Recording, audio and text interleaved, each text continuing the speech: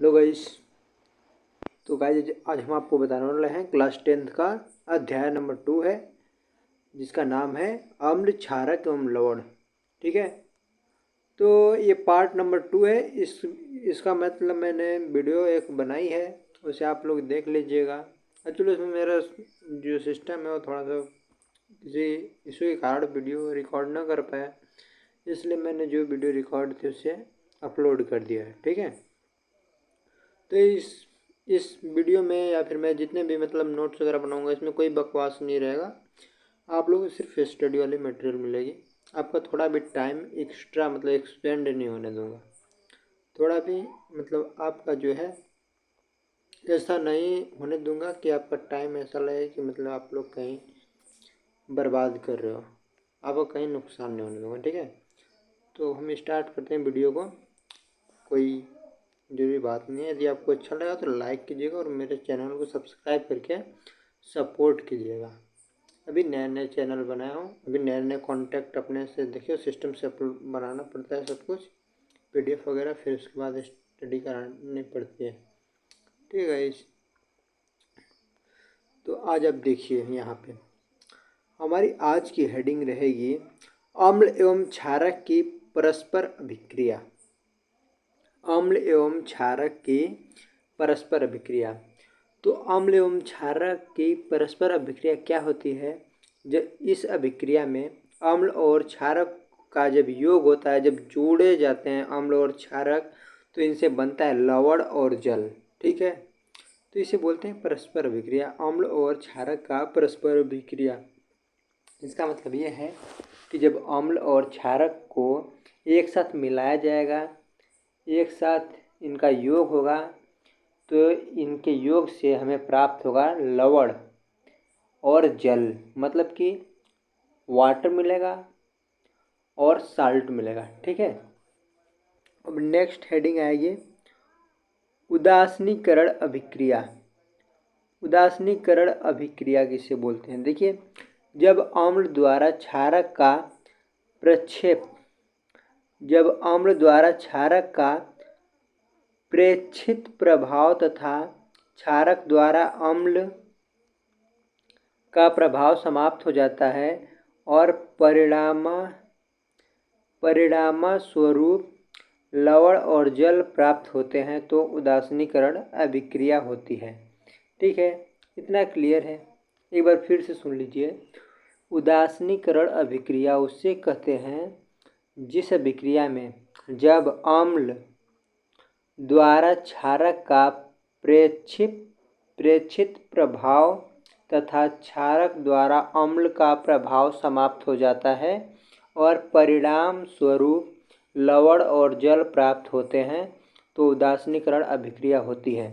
अब उदाहरण बताएंगे तो आपको समझ में आ जाएगा। ठीक है, जैसे है उदाहरण में हम देखेंगे आज। ठीक है, तो देखिए उदाहरण में है NaOH प्लस HCl से बन रहा है हमारा NaCl प्लस H2O, जहाँ की NaOH जो है वो एक्विस सॉल्यूशंस है और जो है HCl जो है ये भी एक्विस सॉल्यूशंस है। ठीक है, इससे निर्माण हो रहा है NaCl का, ये जो है एक्विस सॉल्यूशंस है, और H2O मतलब ये लिक्विड है। ठीक है, द्रव है। ठीक है, ठीक है, अब यहाँ पे उदाहरण देखेंगे प्रबल अम्ल, strong acid and weak acid, मतलब प्रबल अम्ल और दुर्बल अम्ल का जब योग होगा, संयोग होगा, जब ये इनका योग होगा, जब जुड़ेंगे आपस में, तो ये अम्लीय लवण तथा जल का निर्माण करेंगे। क्या बोल रहा हूँ, ध्यान से सुनिएगा, यहीं से बारीकी से क्वेश्चन बनाया जाता है एग्जाम में। प्रबल अम्ल प्लस दुर्बल अम्ल, जब प्रबल अम्ल और दुर्बल अम्ल का योग होता है, जब आपस में प्रबल अम्ल और दुर्बल अम्ल आपस में जब जुड़ते हैं, तो ये अम्लीय लवण प्लस जल का निर्माण करते हैं। ठीक है, तो ये क्लियर हो गया। अब दूसरा है दुर्बल अम्ल प्लस प्रबल अम्ल। अब जब दुर्बल अम्ल और प्रबल क्षारक, सॉरी मैंने गलत कुछ बोल दिया, देखो ध्यान से। जब प्रबल अम्ल और दुर्बल अम्ल का एक साथ जब इनका योग होगा, जब ये सब जब ये प्रबल अम्ल और दुर्बल अम्ल आपस में एक साथ जुड़ेंगे तो ये अम्लीय लवण प्लस जल का निर्माण करेंगे। ठीक है, ठीक है। वैसे ही जब दुर्बल अम्ल और प्रबल क्षारक एक साथ योग करेंगे तो क्षारीय लवण प्लस जल का निर्माण करेंगे। इतना क्लियर है। और जब प्रबल अम्ल और प्रबल क्षारक जब आपस में योग करेंगे तो उदासीन लवण और जल का निर्माण करेंगे। ठीक है, ठीक है। और दुर्बल अम्ल प्लस दुर्बल क्षारक जब एक साथ जब योग करेंगे तो इनसे बनेगा उदासीन लवण प्लस जल। ठीक है, इतना क्लियर है। तो हम उस वाले टॉपिक को समाप्त कर चुके हैं, अब आगे आते हैं। ठीक है, अम्लों के साथ धात्विक ऑक्साइडों की अभिक्रिया। तो देखिए, अम्लों के साथ धात्विक ऑक्साइडों की अभिक्रिया। ठीक है, तो इसमें क्या है, इसमें धात्विक ऑक्साइड और अम्ल का जब योग होता है तो ये लवण प्लस जल का निर्माण करते हैं। ठीक है, जब धात्विक ऑक्साइड और अम्ल का जब योग होता है तो ये लवण प्लस जल का निर्माण करते हैं। जैसे यहाँ पे देखिए CuO प्लस 2HCl से निर्माण हो रहा है हमारा CuCl2 प्लस H2O। ठीक है, अब देख लीजिए यहाँ पे एक इम्पोर्टेंट नोट है, इसको आप मतलब स्क्रीनशॉट लेते रहिएगा और इसका आप एक नोटबुक बना लीजिएगा। ठीक है, अब यहाँ पे देखिए नोट है, यहाँ पे कॉपर क्लोराइड के बनने से ब्लेन का रंग जो है वो नीला हो जाता है। कैसा हो जाता है, नीला। कॉपर क्लोराइड के बनने से ब्लेन का रंग जो है वो नीला हो जाता है। ठीक है, आई होप आप समझ रहे हैं। अब देखिए धात्विक ऑक्साइड की प्रवृत्ति क्षारीय होती है। क्या, धात्विक ऑक्साइड की प्रवृत्ति जो है वो क्षारीय होती है। 1 नंबर का क्वेश्चन पूछा है, वो भी कल पे देगा। ठीक है, धात्विक ऑक्साइड की प्रवृत्ति जो है क्षारीय होती है। ठीक है, क्योंकि ये अम्लों के साथ क्रिया करके लवण और जल बनाते हैं। आपने ऊपर देखा धात्विक ऑक्साइड प्लस अम्ल जो है वो लवण और जल का निर्माण करा रहा है। ठीक है, तो इसका जो है प्रवृत्ति जो है वह क्षारीय होता है। ये क्यों होता है, क्योंकि यह अम्ल के साथ क्रिया करके लवण और जल बनाता है। ठीक है, इसका उदाहरण हमारे सामने है CuO को ले लें या फिर MgO को ले लें। ठीक है, MgO या फिर CuO, ये हमारे 2 उदाहरण हैं। ठीक है, ठीक है। अब नेक्स्ट टॉपिक है हमारा नेक्स्ट टॉपिक है, ये है हमारा धात्विक ऑक्साइड की क्षारों के साथ अभिक्रिया। अब धात्विक ऑक्साइड की क्षारों मतलब क्षारक के साथ अभिक्रिया। ठीक है, अब इसमें हम देखेंगे क्या है। ये देखिए धात्विक ऑक्साइड प्लस क्षार जो है लवण और जल बनाते हैं। ठीक है, जल का निर्माण करते हैं। ठीक है, धात्विक ऑक्साइड और क्षार का जब योग होता है तो ये लवण और जल बनाते हैं। जैसे CO2 प्लस Ca ब्रैकेट में OH का ट्वाइस। ठीक है, इससे हमारा निर्माण होता है CaCO3 प्लस H2O। ठीक है, मतलब कि लवण और जल का निर्माण करते हैं। यह CO2 जो है वो धात्विक ऑक्साइड है और CaOH का ट्वाइस जो है क्षार है। ठीक है, इतना क्लियर है। अब इसमें नोट है, देखिए धात्विक ऑक्साइड की जो आवृत्ति में अम्लीय होते हैं, धात्विक ऑक्साइड जो होते हैं वो आवृत्ति में अम्लीय होते हैं तथा विद्युत धारा प्रवाहित करते हैं।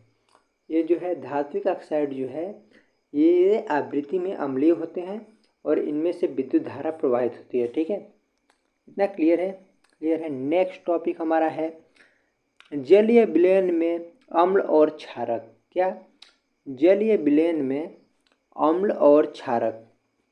तो पॉइंट्स वाइज मैंने नोट्स बनाया है। तो यहाँ पे देखिए जल की उपस्थिति में अम्ल H+ आयन उत्पन्न करते हैं। ठीक है, जल की उपस्थिति में जल की प्रेजेंटेशंस में जब जल प्रेजेंट रहते हैं ना तो उस टाइम जो है अम्ल H+ आयन देते हैं। जल की उपस्थिति में अम्ल H+ आयन देते हैं। ठीक है, इतना क्लियर है? क्लियर है, बिल्कुल क्लियर है। H+ आयन H3O+ को बोलते हैं हम लोग हाइड्रोनियम आयन के रूप में पाए जाते हैं। ये जो H+ आयन जो होता है वो H3O+ या फिर इसे बोलेंगे हाइड्रोनियम आयन के रूप में पाया जाता है। जो H+ आयन होता है वो हाइड्रोनियम आयन के रूप में पाया जाता है। इतना क्लियर है? क्लियर है, बिल्कुल क्लियर है। देखिए H+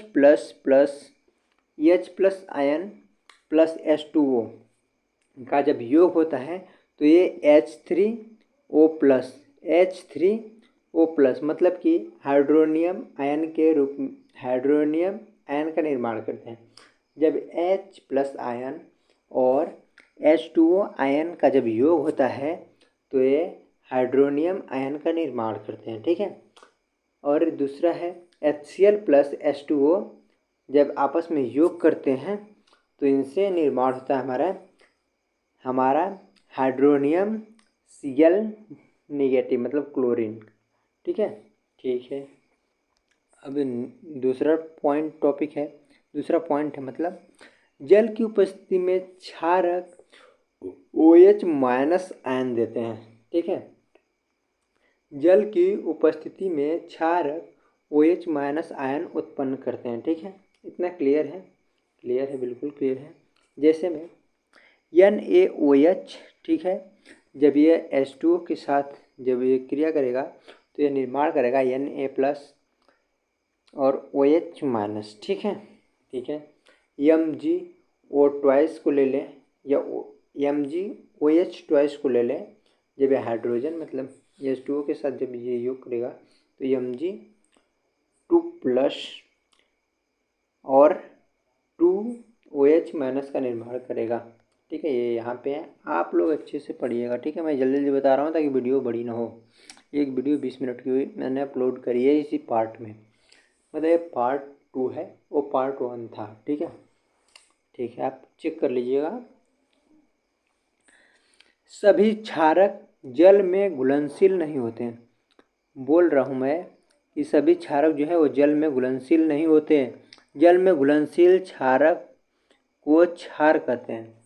सभी क्षारक जल में घुलनशील नहीं होते हैं, जल में घुलनशील क्षारक को क्षार कहते हैं। ठीक है, जल में घुलनशील क्षारक को क्षार बोलते हैं। ठीक है, सभी क्षार क्षारक होते हैं परंतु सभी क्षारक क्षार नहीं होते हैं। सभी क्षारक क्षार होते हैं परंतु सभी क्षारक क्षार नहीं होते। ये मोस्ट इम्पोर्टेंट है, ये मोस्ट इम्पोर्टेंट है। ठीक है, जल्दी से निकालने दो हमें, हम लोग वीडियो देख रहा हूँ तो बोल रहा हूँ कि सभी क्षारक जल में घुलनशील नहीं होते हैं। ठीक है, ठीक है। जल में घुलनशील क्षारक को क्षार कहते हैं। जल में घुलनशील क्षारक को क्षार कहते हैं।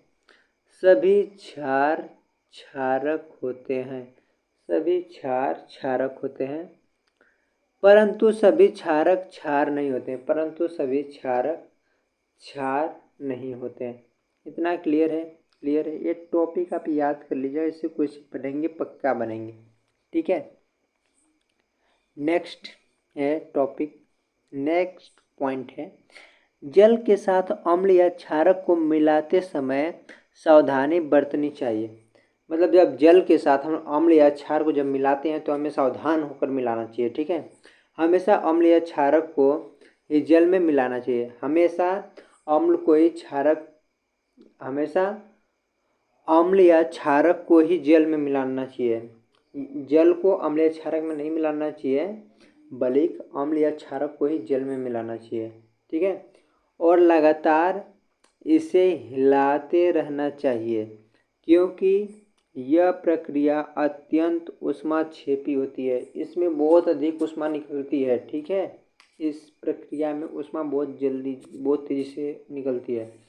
जैसे यहाँ पे देख लीजिए, देखिए फटाक से यहाँ पे जल है और यहाँ पे अम्ल है। ठीक है, यदि अम्ल में हम जल लगाएंगे, जल डालेंगे तो यहाँ पे ये अभिक्रिया ये जो है ये ये प्रोसेस जो है ये हमारा बिल्कुल गलत है, रॉन्ग है। ऐसे करेंगे तो ऊष्मा निकलेगी तो हमारे हाथ वगैरह जल सकते हैं, इससे हमें सावधानी बरतनी है, ठीक है।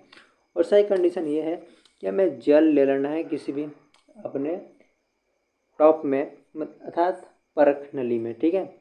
जल ले लेंगे और उसमें अम्ल की मात्रा डालेंगे, तो ये प्रक्रिया जो है सही मानी जाती है, ठीक है। ये इस प्रकार से माने जाते हैं, ना कि इस प्रकार से, ठीक है। तो आप सावधानी बरतिएगा, इससे ऊष्मा का बहुत अधिक मतलब उत्सर्जन निकलते इसमें से, ठीक है। देखिए दूसरा पॉइंट है सांद्र अम्ल में जल मिलाने पर उत्पन्न हुई ऊष्मा के कारण मिश्रण अस्फलित होकर बाहर आ सकता है। सांद्र अम्ल में जल मिलाने पर उत्पन्न हुई ऊष्मा के कारण मिश्रण अस्फलित होकर बाहर आ सकती है। अगर हम अम्ल में जल मिलाएंगे तो ये आपस में क्रिया करेंगे, अम्ल और जल बाहर आ सकते हैं, जिससे कि हमारे हाथ वगैरह में पड़े ना तो बहुत ज़्यादा प्रभाव होगा, दुष्प्रभाव पड़ेगा हमारे हाथों पे, हाथ वगैरह जल जाएंगे, ठीक है। इसलिए हमें सावधानी बरतना चाहिए, ठीक है। और देखिए तथा आप जल सकते हैं, देखिए ना, जल सकते हैं। साथ ही अत्यधिक स्थानीय ताप के कारण कांच का पात्र भी टूट सकता है। और साथ ही अगर आपके अगल बगल का जो टेम्परेचर है वो यदि ज़्यादा है ना, एक लिमिट में नहीं है, तो कांच का जो आपका पात्र है वो टूट भी सकता है, ठीक है। इतना क्लियर है, आप पढ़ लीजिएगा अच्छे से, ठीक है। अब हम ये देखते हैं जल को अम्ल में डालने से। अब जब जल को अम्ल में डालेंगे तो क्या क्या होगा, जल को अम्ल में डालने से, ठीक है।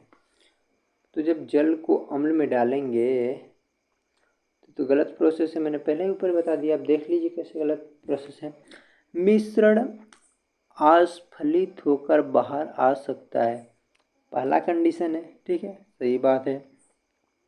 स्थानीय ताप के कारण कांच का पात्र टूट सकता है, सही बात है, ये हमने ऊपर ही पढ़ लिया, ऐसा यही पॉइंट है।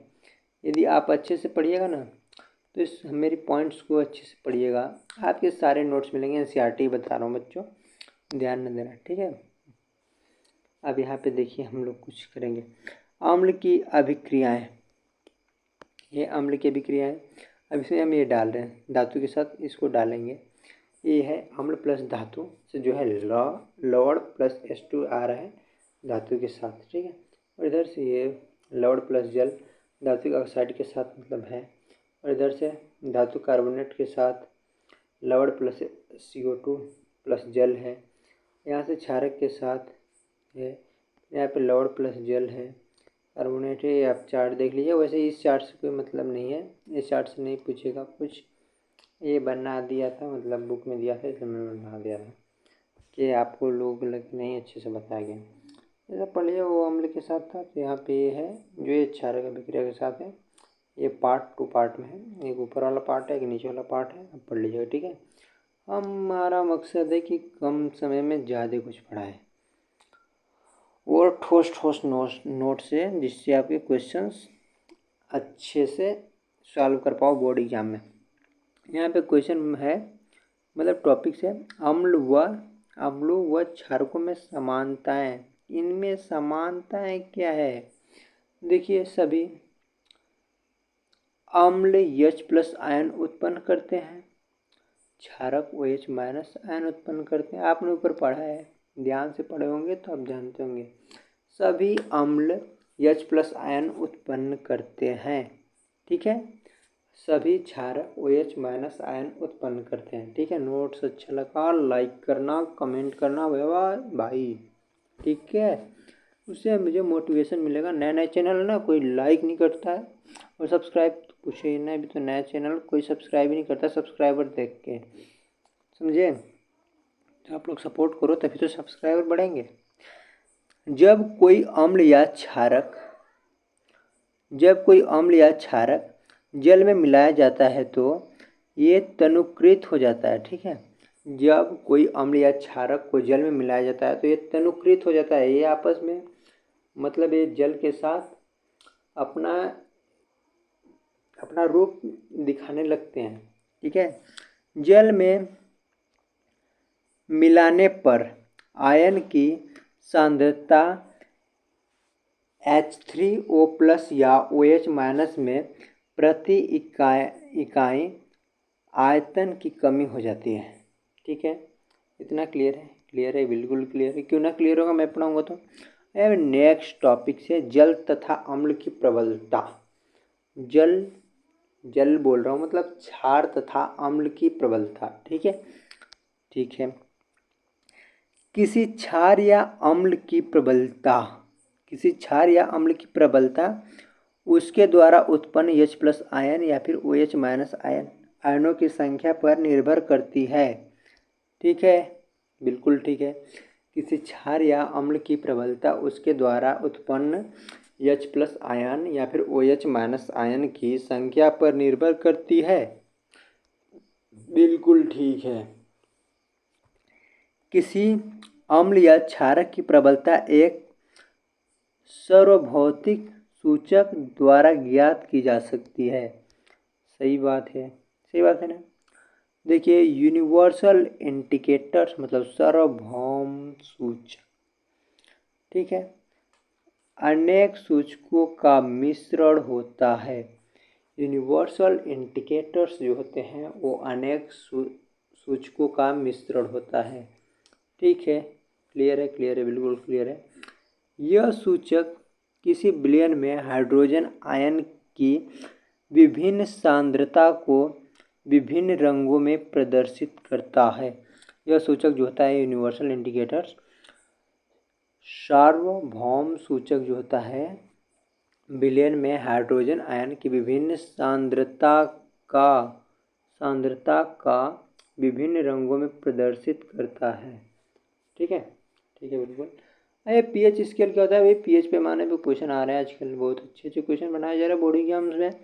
आइए ध्यान देते हैं, पीएच स्केल क्या होता है? इसका नंबर होता है पावर ऑफ हाइड्रोजन। ठीक है, पीएच का फुल फॉर्म होता है पावर ऑफ हाइड्रोजन या फिर पोटेंशियल ऑफ हाइड्रोजन। ठीक है, दोनों फार्मूला याद रखेंगे हम लोग। ठीक है, किसी विलेन, क्या बोल रहा हूँ मैं, पावर ऑफ हाइड्रोजन का फार्मूला मतलब डिफिनेशन बोल रहा हूँ। किसी विलेन में उपस्थित H+ आयन की सांद्रता ज्ञात करने के लिए एक स्केल विकसित किया गया जिसे पीएच स्केल कहते हैं। क्या बोल रहा हूँ? किसी विलेन में उपस्थित H+ आयन की सांद्रता ज्ञात करने के लिए एक स्केल विकसित किया गया जिसे पीएच स्केल कहते हैं। ठीक है, पीएच में पी है पुष्यांश मतलब पोटेज्ड, जो एक जर्मन शब्द है जिसका अर्थ होता है शक्ति। अगर पीएच 7 हो तो उससे बोलेंगे उदासीन। यदि पीएच जो है 7 से बड़ा हो तो अम्लीय विलयन। ठीक है, उदासीन विलयन 7 रहेगा तब, सिर्फ 7 रहेगा तब बोलेंगे अम्लीय विलयन। और जब 7 से मतलब जब 7 से अधिक नहीं रहेगा, जब 7 से अधिक रहेगा तो बोलेंगे अम्लीय विलयन, और जब 7 से कम रहेगा तो बोलेंगे क्षारीय विलयन। ठीक है, एक बार फिर से इसे ध्यान दीजिएगा। ये पीएच स्केल कुछ इस प्रकार से बनाई जाती है, ऐसे। ठीक है, बीच में रहता है हमारा 0 यानी 7। ये कुछ इस प्रकार से बनाई जाती है, ध्यान से देखना। यहाँ पे रहता है हमारा 7, यहाँ पे रहता है हमारा 1, यहाँ पे रहता है हमारा 14। वैसे 14 तक ही लेते हैं पीएच स्केल में। तो यहाँ से यहाँ तक अर्थात वो 1 से लेकर के 7 से कम तक, जितने भी 7 से कम होंगे उतने तक जो होते हैं वो होते हैं हमारे क्षारीय विलयन। क्या होते हैं? क्षारीय विलयन। ठीक है, और ये जो 7 होता है ये होता है हमारा उदासीन विलयन। ठीक है, ठीक है, और ये जो है 7 और 14 के बीच में जो होते हैं इसे बोलते हैं अम्लीय विलयन। ठीक है, आई होप अब आपको क्लियर होगा। ठीक है ना? ठीक है, बिल्कुल क्लियर है। आगे ऐसे पढ़ेंगे हम लोग। देखिए, यह स्केल 0 से 14 तक पीएच ज्ञात करने के लिए उपयोग में लाया जाता है। अभी मैंने इसके वही बनाया था, 0 से 14 तक बनाया था, देखे थे ना। ठीक है, दुर्बल अम्ल, प्रबल अम्ल, देखिए ये हो गया दुर्बल अम्ल, ये है H+आयन मात्रा, ये है हमारा प्रबल अम्ल। ठीक है, आप चार्ट ध्यान से देखिएगा। वैसे चार्ट से क्वेश्चन तो नहीं आते हैं, लेकिन देखिएगा अच्छे से। ठीक है, अम्ल था, यहाँ पे क्षार है, दुर्बल क्षार देख लीजिए, प्रबल क्षार है, यहाँ पे OH- का मात्रा। ठीक है, ये बढ़ती हुई अम्लीय प्रकृति है, देखिए 0 है, यहाँ पे उदासीन है, यहाँ पे 14 है। ठीक है, यहाँ पे हो जाएगा हमारा क्षारीय, हो जाएगा हमारा, हो जाएगा यहाँ पे क्षारीय। ठीक है ना, यहाँ पे होगा हमारा क्षारीय, यहाँ पे होगा क्षारीय, यहाँ पे होगा अम्लीय, यहाँ पे होगा उदासीन। ठीक है, H+ आयन की सांद्रता में वृद्धि होगी तो ये होगा क्षारीय, H+ आयन की सांद्रता में कमी होगी तो ये होगा हमारा अम्लीय। इतना क्लियर है? क्लियर है, बिल्कुल क्लियर है। आइए नेक्स्ट आइए, दैनिक जीवन में पीएच का महत्व, ये इम्पोर्टेंट है गाइस, जिसको ध्यान दीजिएगा, दैनिक जीवन में पीएच का महत्व। ठीक है, ठीक है, अब ये महत्व किसमें है? पौधों एवं पशु पीएच के प्रति संवेदनशील होते हैं। ठीक है, कैसे होते हैं ये देखिए, हमारे शरीर 7 से 7.8 पीएच परास मतलब रेंज के बीच कार्य करता है। हमारे शरीर में 7 से 7.8 पीएच रेंज के बीच कार्य करता है हमारा शरीर जो होता है। ठीक है, वर्षा के जल की पीएच मान जो होता है 5.6 से कम हो जाती है तो वह अम्लीय वर्षा कहलाती है। अम्लीय वर्षा का पीएच मान पूछता है, पीएच मान पूछता है एग्जाम में अम्लीय वर्षा का, तो अम्लीय वर्षा का पीएच मान क्या होता है? जब जल का पीएच मान 5.6 से कम हो जाता है तो वह अम्लीय वर्षा कहलाने लगता है। ठीक है, ठीक है, बिल्कुल ठीक है, कोई टेंशन नहीं, कोई टेंशन नहीं, बिल्कुल टेंशन नहीं लेना है। आपकी सारे नोट्स यहाँ पे कंप्लीट कराई जाएंगी इसी वीडियो में, टेंशन लेने की आवश्यकता नहीं है। देखिए मिट्टी का पीएच मान क्या है? अच्छी उपज के लिए पौधों को एक विशिष्ट पीएच परास की आवश्यकता होती है। ठीक है, अच्छी उपज के लिए पौधों को एक विशिष्ट पीएच परास रेंज की आवश्यकता होती है। यदि किसी स्थान की मिट्टी का पीएच मान या अधिक हो तो किसान उसमें आवश्यकता अनुसार अम्लीय या क्षारीय पदार्थ मिलाते हैं।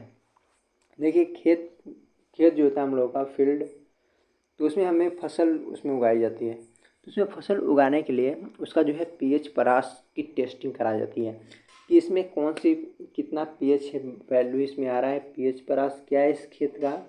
तो यदि इतना है, मान लीजिए 5 है, मतलब वो क्षारीय है, तो इसमें हम किस चीज़ की फसल उगाएंगे तो अच्छी तरह से होगी। तो इसलिए खेत वगैरह का जो है ना पीएच परास निकलवा लिया जाता है। ठीक है, निकलवाना चाहिए।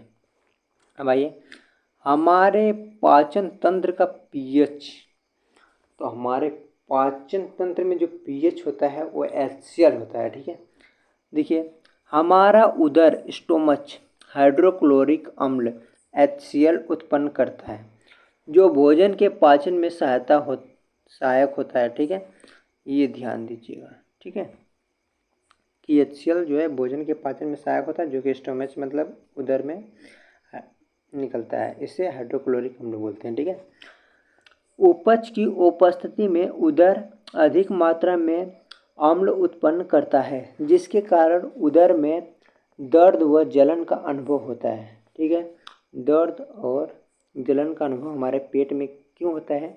इसी HCl के कारण होता है। ठीक है, अपच की परिस्थिति में, मतलब जब भोजन नहीं पचता तब। ठीक है, इस दर्द से मुक्त होने के लिए एंटासिड जैसे क्षारकों का उपयोग किया जाता है जो अम्ल की अधिक मात्रा को उदासीन करता है, उसे मिल्क ऑफ मैग्नीशिया बोलते हैं। ठीक है, मिल्क ऑफ मैग्नीशिया किसे बोलते हैं? तो ये दर्द से मुक्त करने की एंटासिड है, मतलब कि ये भी एक क्षारकों का उपयोग किया जाता है, एक एंटासिड क्षारक है जो कि अम्ल को अधिक मात्रा से उदासीन करता है। ठीक है, जिसे मिल्क ऑफ मैग्नीशिया बोलते हैं। ठीक है, इतना क्लियर है? क्लियर है, बिल्कुल क्लियर है। क्लियर क्यों नहीं होगा?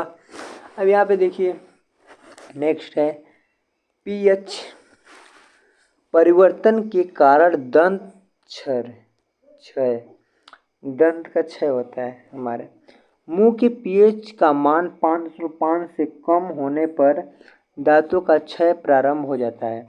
दांतों का इनेमल, जो सबसे ऊपर जो हमारा कलर होता है ना, वो इनेमल होता है। ठीक है, इनेमल जिसे बोलते हैं दंत वल्क, कैल्शियम कास्फेट से बना होता है, जो कि शरीर का सबसे कठोर पदार्थ होता है। इनेमल जो है शरीर का सबसे कठोर पदार्थ होता है। यह जल में नहीं घुलता, लेकिन मुंह को पीएच का मान 5.5 से कम होने पर यह संक्षारित हो जाता है। ठीक है, क्या बोला हूँ? मुंह के पीएच का मान 5.5 से कम होने पर दांतों का क्षय प्रारंभ हो जाता है। दांतों का इनेमल दंत वल्क कैल्शियम फास्फेट से बना होता है, जो कि शरीर का सबसे कठोर पदार्थ होता है। यह जल में नहीं घुलता, लेकिन मुंह की पीएच का मान, यदि मुंह के पीएच का मान 5.5 से कम होने पर संक्षारित हो जाता है।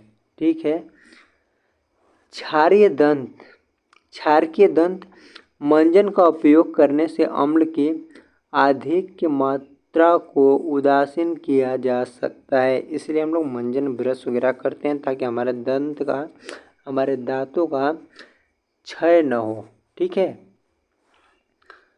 अब नेक्स्ट है पशुओं एवं पौधों द्वारा उत्पन्न रसायनों से आत्मरक्षा। ठीक है, तो इसमें है मधुमक्खी का डंक एक अम्ल छोड़ता है। मधुमक्खी का जो डंक होता है वह एक प्रकार का अम्ल छोड़ता है। ठीक है, मधुमक्खी का जो डंक होता है, जो जिसे मधुमक्खी हमें काटती है, तो वह एक प्रकार का जो है अम्ल छोड़ता है। ठीक है, जिसके कारण दर्द एवं जलन का अनुभव होता है। जिसके कारण हमें जब मधुमक्खी काट लेती है तो दर्द और जलन का अनुभव होता है। डंक मारे गए अंग में बेकिंग सोडा के उपयोग से आराम मिलता है। यदि जहाँ पे हमें मधुमक्खी काटती है या फिर मारती है डंक, वहाँ पे यदि हम बेकिंग सोडा का उपयोग करें तो हमें आराम मिलता है। ठीक है, नेटल के डंक वाले बाल मैथनोइड अम्ल छोड़ जाते हैं। नेटल के डंक वाले बाल मैथनोइक अम्ल छोड़ जाते हैं। मधुमक्खी कौन सा अम्ल छोड़ती है? तो मैथनोइक अम्ल छोड़ती है। ठीक है, याद रखिएगा इस नाम को। ठीक है, जिसके कारण जलन वाले दर्द का अनुभव होता है। इसका इलाज डंक वाले स्थान पर डाक पौधे की पत्ती रगड़कर किया जाता है। इतना क्लियर है। आप लोगों का पीएच का सारा डिटेल बता दिया हूँ। आप स्क्रीनशॉट लेना और अच्छे से नोट्स पे कंप्लीट करना। अभी बहुत टाइम है यार एग्जाम का। यदि आप इस वीडियो को ना जनवरी तक देखोगे तब भी आप कोई टेंशन ना आए। 1-2 जनवरी को देखो, आपके मार्क्स तो पूरे पूरे करा के रहूँगा। केमिस्ट्री में फुल मार्क्स लाऊँगा। इसके बाद फिजिक्स में क्या है, फिजिक्स में कुछ नहीं, फिजिक्स का भी वीडियो नहीं डाल रहा हूँ, लेकिन डालूंगा। यदि आप लोग कमेंट करोगे तो डालूंगा। नोट्स बन गया है, फिजिक्स का भी जल्दी डाल दूंगा। यहाँ पे है हमारा लवड़ों का पीएच। लवड़ों का पीएच मतलब लवड़ का पीएच मान। ठीक है, पीएच के बारे में जानेंगे। लवड़ क्या होता है, लवड़ का पीएच जानेंगे। ठीक है, ठीक है। यहाँ पे पहला है प्रबल अम्ल प्लस प्रबल क्षारक से उदासीन लवण मतलब पीएच मान 7 का निर्माण होता है। ठीक है, इतना क्लियर है। और दूसरा है शर्त है जब प्रबल अम्ल और दुर्बल क्षारक का जब योग होता है तो अम्लीय लवण पीएच मान जो है 7 से अधिक, पीएच मान 7 से अधिक अम्लीय लवण का उत्पत्ति होता है मतलब प्रारंभ होता है, प्राप्त होता है। ठीक है। प्रबल क्षारक और दुर्बल अम्ल का जब योग होता है तो क्षारीय लवण अर्थात 7 से कम pH मान का निर्माण होता है। ठीक है, इतना क्लियर है। अब आएंगे हम लोग, कहाँ आएंगे हम लोग, साधारण नमक से रसायन की तरफ। ठीक है, ठीक है। यहाँ पे देखिए 5 नाम दिए हैं। सोडियम हाइड्रॉक्साइड NaOH, विरंजक चूर्ण जिसे बोलते हैं CaOCl2, बेकिंग सोडा NaHCO3, धोने का सोडा Na2CO3.10H2O। ठीक है।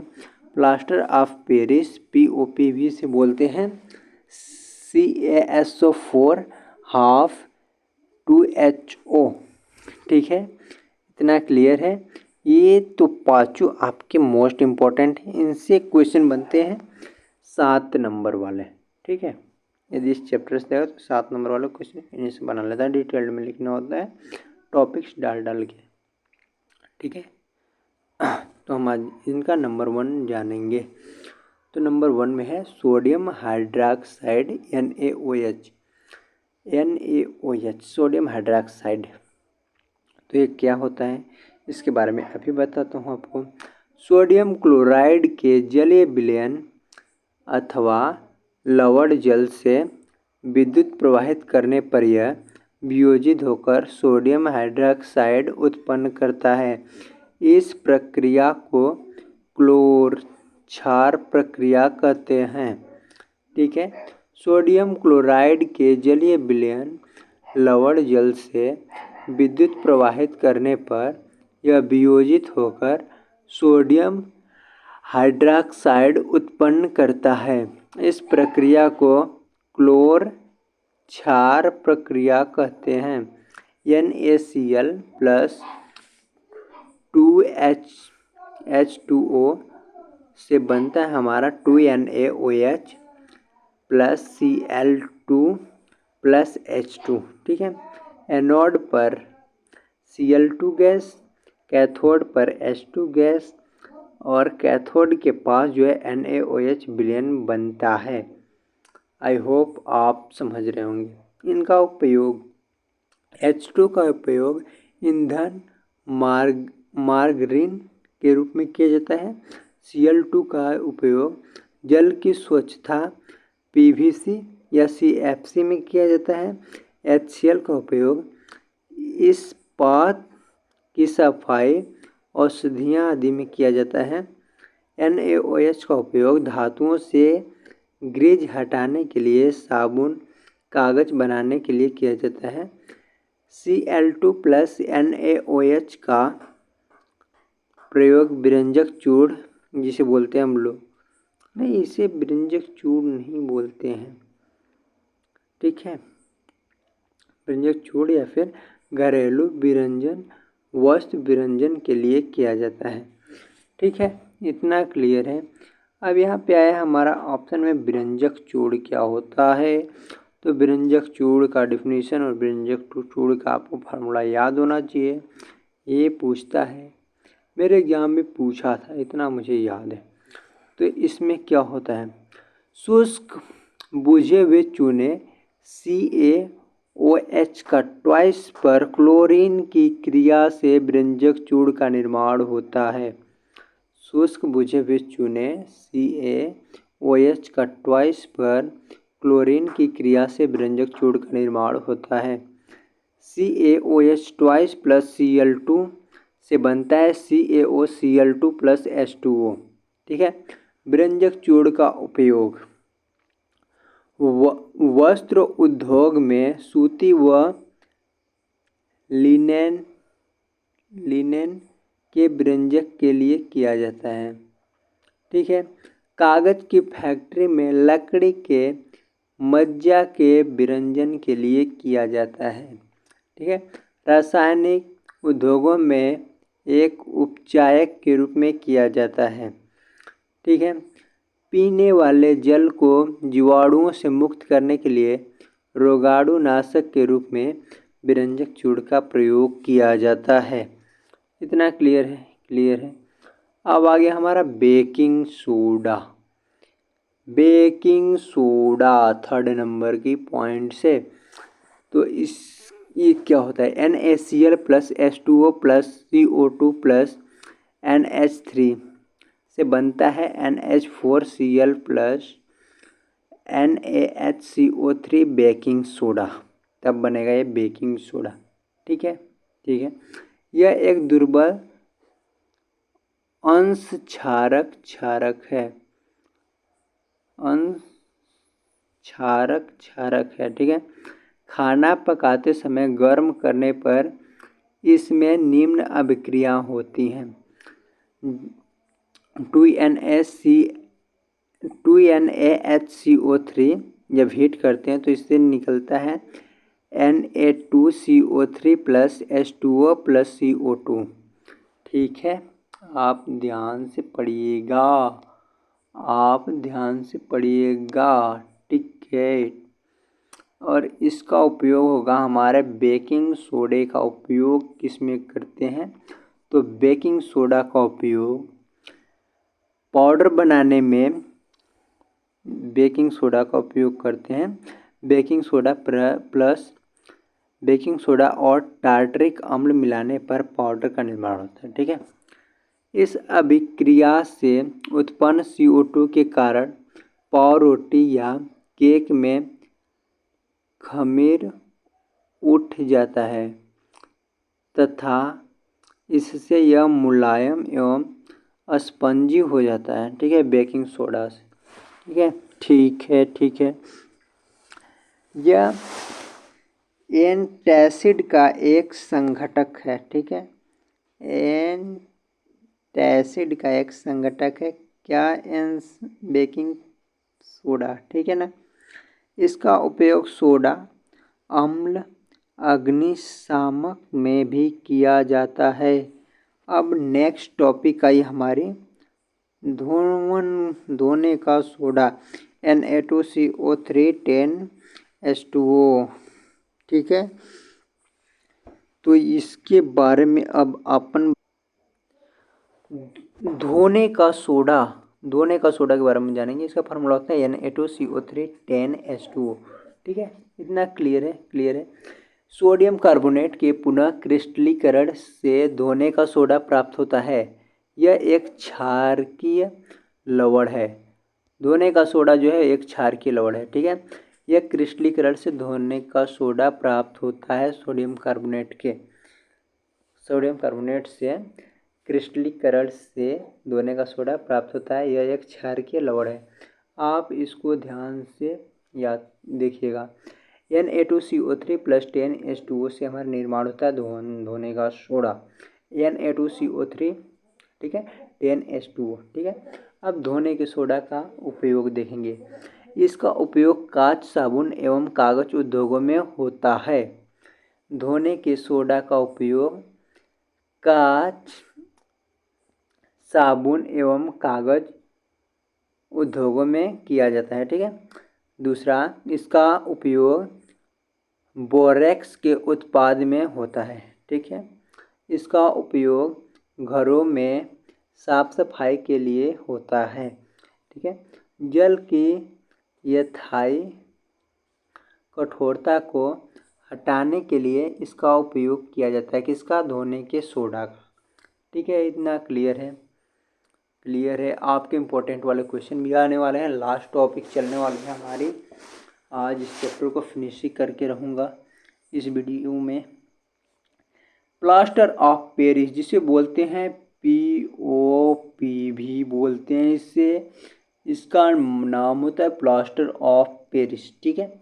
इसका हमारा फार्मूला जो होता है वह फार्मूला ये होता है हमारा। इसका जो है प्लास्टर ऑफ पेरिस का जो फार्मूला होता है CaSO4 हाफ H2O। ठीक है, तो अब इसके बारे में जानेंगे।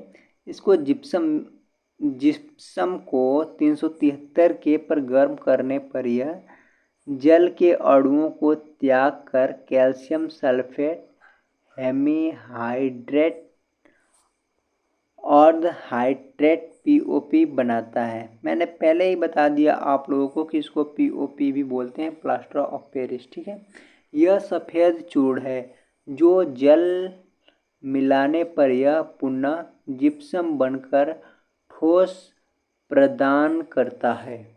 एक बार फिर से जानेंगे। जिप्सम को 373 केल्विन पर गर्म करने पर यह जल के अणुओं का त्याग कर कैल्शियम सल्फेट हेमीहाइड्रेट अर्धहाइड्रेट अर्थात पीओपी बनाता है। यह सफ़ेद चूर्ण है जो जल मिलाने पर यह पुनः जिप्सम बनकर ठोस प्रदान करता है। ठीक है, CaSO4 half H2O plus 1 half H2O से बनता है CaSO4 डॉट 2H2O, जिसको बोलते हैं हम लोग जिप्सम। ठीक है, बिल्कुल ठीक है। अब इसका उपयोग हम देखेंगे, इसके उपयोग के बारे में जानेंगे। ये जो है प्लास्टर जो होता है, प्लास्टर ऑफ पेरिस मतलब क्या होता है, हाथ वगैरह टूट गया तो इनकी हड्डियों की मरम्मत कराने की जो प्लास्टर लगता है वही सब उपयोग होगा इसमें। देखिए अब इसमें क्या है, आप पॉइंट्स वाइज देखेंगे तो अच्छा लगेगा ना। प्लास्टर ऑफ पेरिस का उपयोग डॉक्टर टूटी हुई हड्डियों को सही जगह पर स्थिर रखने के लिए करते हैं। सही बात है। ठीक है, इसका उपयोग खिलौने बनाने, सजावट का सामान बनाने के लिए किया जाता है। सही बात है। इसका उपयोग सतह को चिकना करने के लिए किया जाता है। सही बात है। ठीक है, क्रिस्टलन का जल। अब ये क्रिस्टलन का जल क्या है, 1 नंबर का पूछ लिया जाता है, इसलिए मैंने सबसे लास्ट में बताया आपको क्रिस्टलन का जल। ठीक है, लवण के एक सूत्र इकाई में जल के निश्चित अणुओं की संख्या को क्रिस्टलन का जल कहते हैं। लवण के एक सूत्र इकाई में जल के निश्चित अणुओं की संख्या को क्रिस्टलन का जल कहते हैं। क्लियर है। इसका उदाहरण हो जाएगा हमारा, इसका उदाहरण क्या हो जाएगा, CuSO4 5H2O में क्रिस्टलन के जल के अणु जो है 5 है। ठीक है, इसके अणु जो हैं जल के 5 हैं। ठीक है, Na2CO3 और H10H2O में क्रिस्टलन के जल का अणु जो है 10 है। ठीक है, मतलब सबसे अधिक वाला। ठीक है, CaSO4 2H2O में क्रिस्टलन के जल के अणु जो हैं वो 2 हैं। आई होप आप समझ गए होंगे। आपका यहाँ पे चैप्टर नंबर 2 पूरी तरह से क्लोज होता हुआ आपको बधाई हो। आपको टेंशन नहीं लेना है, दोनों वीडियो मिला करके 1 घंटे की वीडियो है। आप अच्छे से 1 घंटे में chapter number 2 acid base and क्षार मतलब कि अम्ल, क्षार और लवण चैप्टर को अच्छे से ख़त्म कर सकते हैं। अब ये सब जो क्वेश्चन है प्रश्नावली के जो बने हैं ना, इनके बारे में मैं सिर्फ डिस्कस करूँगा थोड़ा बहुत, क्वेश्चन पढ़ दूँगा थोड़े बहुत, या फिर आप ऐसे ही कर लेना। अब आपको एक क्वेश्चन जो है हल में लाएंगे। तो देखिए क्वेश्चंस क्या है। पहला क्वेश्चन को देखते हैं हम लोग, प्रश्नावली का 1 मार्क्स का क्वेश्चन है। चींटी के डंक में कौन सा रहता है, अम्ल होता है, तो फार्मिक एसिड होती है। ठीक है, अंडे के छिलकों में नाइट्रिक अम्ल HNO3 में डालने से क्या होगा। आप लोग इन सभी क्वेश्चन का जवाब जो है कमेंट में करिएगा। वीडियो ज़्यादा लंबी हो रही है इसलिए मैं इसे ना करा रहा हूँ। एक लवण का नाम लिखिए जिसमें क्रिस्टलन का जल नहीं होता है, वो होता है, बताइए जल्दी बताइए। बेकिंग पाउडर के 2 अवयवों का नाम बताइए, जल्दी बताइएगा। पाचन क्रिया के दौरान उदर का pH मान कितना होता है, बताइए। उधर मतलब पेट का pH मान कितना होता है। ये जो HCl है ना, HCl के कारण ही तो पाचन होता है। उस टाइम जल का पेट में अंदर pH मान कितना होता है, बताइए जल्दी बताइए। ठीक है, ठीक। और ये है, सोने को घोलने के लिए कौन सा विलयन उपयोग किया जाता है, बताइएगा क्वेश्चन। HCl अम्ल व धातु की बिक्री के दौरान निकलने वाली H2 गैसों का परीक्षण किस प्रकार कर सकते हैं। अम्लीय वर्षा का जल जब नदी में प्रवाहित होता है तो जलीय जीवधारियों की उत्तरजीविता कठिन क्यों हो जाती है? जल्दी बताइए, क्वेश्चन मैंने बताया है जल वर्षा के बारे में, ठीक है, अम्लीय वर्षा के बारे में। मतलब जल सांद्रण अम्ल को जल में डाला जाता है तो प्रक्रिया ऊष्माक्षेपी होती है अथवा ऊष्माशोषी।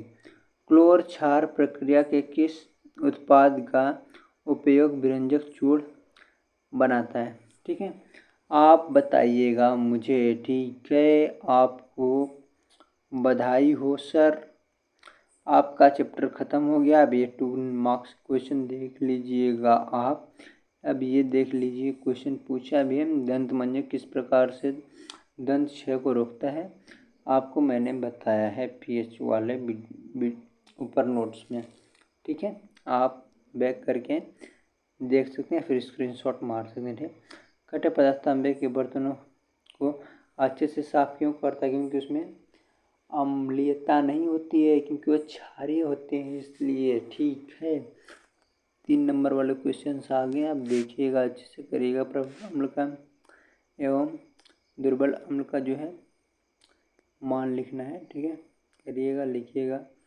ये देखिए 5 नंबर वाले क्वेश्चन, इनको ध्यान से देख लीजिए। यहाँ पे कुछ सॉल्व भी है 5 नंबर वाले क्वेश्चन का, यहाँ पे सोल्यूशन से कुछ हिंट्स वगैरह बना दिया गया है। तो आई होप आपका चैप्टर क्लोज हो गया। अब मुझे ये चैप्टर क्लोज करना चाहिए, बहुत ज़्यादा समय लग गया। ठीक है, ये हो गया हमारा the end chapter, the end guys.